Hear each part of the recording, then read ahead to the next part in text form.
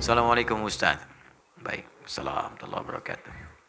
Saudara saya selalu berkonsultasi pada seseorang agar karir dan jodohnya lancar. Dan seseorang tersebut memberi amalan seperti zikir, sholat, mandi seperti di sungai pada malam hari. Wah, ini masalah. Zikirnya udah bagus, sholat, mandinya di sungai, malam lagi. Dan ziarah dengan memberi sesajen. Ziarahnya ke kubur benar, ngasih sesajennya itu yang masalah. Lalu seorang tersebut membacakan beberapa ayat Quran. Pertanyaannya, apakah itu diperbolehkan dan dapat dikatakan musyrik? Tidak boleh dan itu musyrik. Ada ayatnya. Dan ini permainan jin, permainan setan lewat jin-jin. Bahkan langsung turun surahnya, bahkan langsung turun larangannya, bahkan disebutkan kisahnya. Sejak dulu, sejak jahiliyah. Ini perbuatan sudah ada di zaman jahiliyah, diluruskan di masa Islam. Turun Quran surah ke-72 ayat yang ke-6. Wa annahu kana rijalun minal insi ya'udzuuna birijalin minal jinni fazaduhum rahaqa. Dan sungguh kalian mesti tahu, kata Allah, dulu ada banyak orang yang sering memanfaatkan jin. Minta ke jin. Ngasih sesajen, ya, ngasih ini, ngasih itu, ada yang korban dengan darah, bahkan tidak sedikit dulu-dulu itu ada yang mengorbankan manusia juga, anak sendiri dikorbankan, istri sendiri dikorbankan, untuk apa? Untuk mendapatkan bagian dunia yang mungkin sendiri tidak diraih ya, habis saja, pengen jabatan, potong misalnya kerbau, kepala dikasihkan, macam-macam, jabatan begitu dapat meninggal, dan wafat dalam keadaan musyrik. Kata Allah sudah terjadi pada zaman dulu, turun ayatnya supaya nggak dilakukan. Fazaduhum rahaqa, kamu menyesal karena kamu semakin rugi. Karena kenapa? Jin itu kalau sudah diberikan bagiannya oleh manusia, maka dia akan mengejar selama hidup Anda. Dan tidak mudah mengeluarkannya, akan dikejar Anda. Kejar. Dan terus nuntut, apalagi kalau sudah bikin perjanjian. Ya, perjanjian dengan setan, dibikin sinetron lagi. Jadi tontonan yang nggak benar gitu kan. Itu yang bahaya. Terus diajarin lagi. Sekarang ini banyak edukasi-edukasi yang hilang. Dulu tuh banyak TV-TV tuh cerdas cermat, pelajaran fisika, matematika. Sekarang acaranya sudah nggak jelas gitu. Nah, coba kita berikanlah tayangan yang baik-baik. Saya juga sarankan nih artis-artis coba bertakwa kepada Allah lah. Disab. Dan peluang dosanya banyak. Anda menunjukkan pada yang salah aja. Ya, Anda itu misalnya fashion, endorse sesuatu, nampil aurat, auratnya nampak, dipakai orang, kena bagiannya, kena dosanya. Anda misalnya praktekkan jilbab dipakai orang juga, dapat bagian pahalanya. Tinggal pilih mana. Kalau ada yang baik, kenapa pilih yang tidak baik? Kalau bisa yang soleh, kenapa pilih yang salah? Kalau bisa mendapat bagian surga, kenapa pilih ke neraka?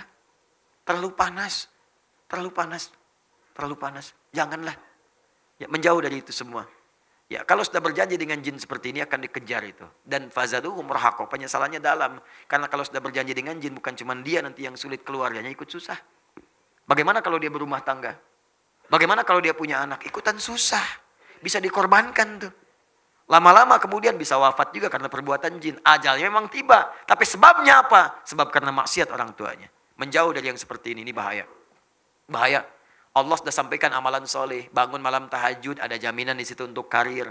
Ada.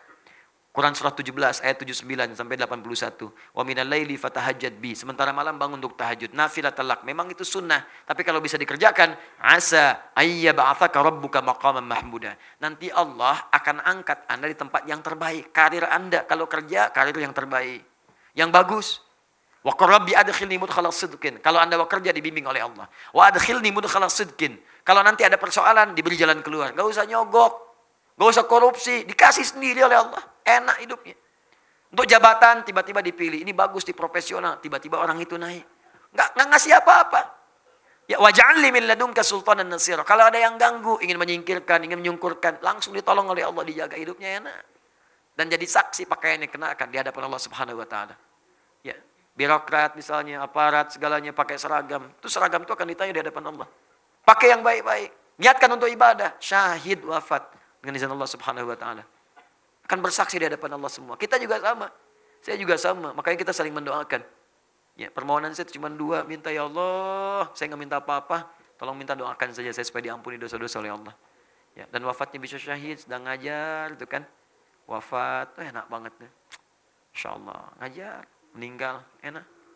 Ya, kalau bukan gurunya ya muridnya misalnya kan. Ya, kan?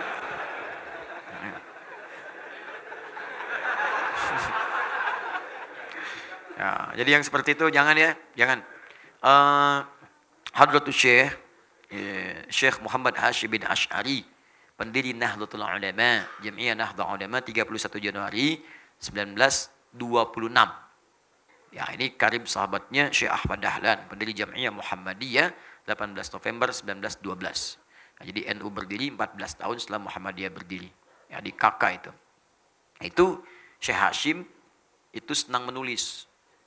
Punya 19 kitab. Di kitab keduanya ada judulnya Risalah Ahlus Sunnah wal Jamaah. Risalah Ahlus Sunnah wal Jamaah. Buka halaman 11, paragraf yang terakhir paling bawah, baris 1 sampai baris 4. Itu disebutkan oleh beliau di antara bid'ah. Bid'ah akidah, penyimpangan dalam akidah yang terjadi di tanah Jawa mulai muncul tahun 1333 Hijrah. 107 tahun yang lalu. Sekarang 1440. Wa minhumul abahiyuna.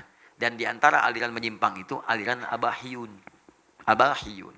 Siapa aliran abahiyun itu? Alladzina yadhkurunallaha, kurang lebih bahasanya orang-orang yang berusaha berzikir kepada Allah Subhanahu wa taala banyak, tapi kesimpulan caranya keliru. Sampai menyimpulkan wasofa qalbuhu.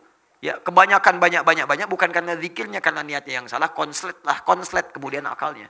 Konslet sampai menyimpulkan salah dan merasa menyimpulkan dengan zikir itu hatinya sudah bersih banget, bersih. Saking bersihnya fala yantabiqu alaihi al-amru wan nahyu. Maka sudah enggak berlaku lagi perintah dan larangan. Sudah enggak merasa mesti mengerjakan perintah karena sudah bersih hati. Salat itu fungsinya terbebas dari perbuatan keji dan mungkar. Dia itu sudah berlatih sehingga merasa sudah mengerjakan perbuatan keji dan mungkar lagi. Sehingga merasa sudah enggak usah salat lagi. Di amalannya zikir, cuman enggak salat. Jadi kalau Anda datang, tampilannya bagus. Pakai jubah. Lebarnya lebih daripada Batman. Ya, bisa. Janggut, pakai sorban, macam-macam. Datang Anda. Pak Yai, punten, ya Abi, aduh, ayo peryogi. Saya ada persoalan ini. Ya. Saya alhamdulillah di Bandung 3 hari, lancar bahasa Sunda. Alhamdulillah. Ya. Saya ada kebutuhan. Minta Pak Kiai gini-gini. Tiba waktu sholat. Allahu Akbar, Allahu Akbar. Oh, Pak Kiai, apa kita nggak sholat dulu? Ai masih belajar. Kalau Yai, Abah ini, sekarang jasadnya sholat, sekarang jasadnya sedang dengan adik mengobrol, rohnya sedang sholat. Itu kata beliau, kata Syekh Hashim, sesat. Sesat, jangan diikuti. Ya, awas hati-hati, karena ma'rifat tidak akan pernah meninggalkan syariat. Nabi itu ma'rifat kepada Allah tinggi. Lebih tinggi nomor 1 dibanding semua makhluk yang ada di bumi. Ma'rifatnya tinggi. Tapi apakah pernah tercatat dalam hadis Nabi meninggalkan sholat? Saking takwanya Nabi Muhammad kepada Allah, sudah tidak sholat lagi. Nggak ada. Tetap sholat sampai akhir hidupnya. Sampai mau wafat pun masih wudhu. Wafatnya kan wudhu. Dibawakan bejananya oleh Fudail. Wafat di pangkuan Sayyidah Aisyah. Masih wudhu, Anda bayangkan. Dalam sakitnya masih sholat. Bersandar ke tiang. Kadang menggunakan kayu tongkat, kadang sambil duduk. Saking pentingnya sholat, ma'rifat tingkat paling tinggi terhubung dengan Allah, dengan wahyu masih sholat. Pak Kiai zikir, jasadnya ada di sini, ruhnya sholat. Sesat kata Syekh Hashim. Nah, kalau menemukan yang begitu jangan diikuti, walaupun dia bisa memprediksi sesuatu. Oh, gak usah bicara. Ini kan punya masalah di kantor kan, persaingan jabatan kan, begini. Itu jin yang ngasih tahu. Jin. Nih Abah baru dari Mekah. Keluarkan contoh potongan kain kiswah. Padahal Mekah tahun 10 tahun lalu dipotong. Ada. Nah, itu kadang-kadang bantuan jin. Pada yang seperti itu jangan diikuti. Kalau ada orang kemudian melakukan demikian tapi meninggalkan syariat, jauhi yang seperti itu. Saya pernah orang liberal itu pengen ngajak diskusi pada saya. Sampaikan kalimat. Ustaz, menurut kami, bukankah fungsi sholat itu mencegah perbuatan keji dan mungkar? Ya, inna sholata tanha anil fahsyai wal mungkar. Maaf, bagi kami sudah bisa mencegah perbuatan keji dan mungkar, sudah nggak usah sholat lagi kan? Jalan berpikir orang liberal tuh. Hati-hati dengan logika seperti ini. Sholat itu berfungsi mencegah perbuatan keji dan mungkar. Berarti kalau kita sudah menahan diri bisa mencegah perbuatan keji dan mungkar, nggak usah sholat lagi kan?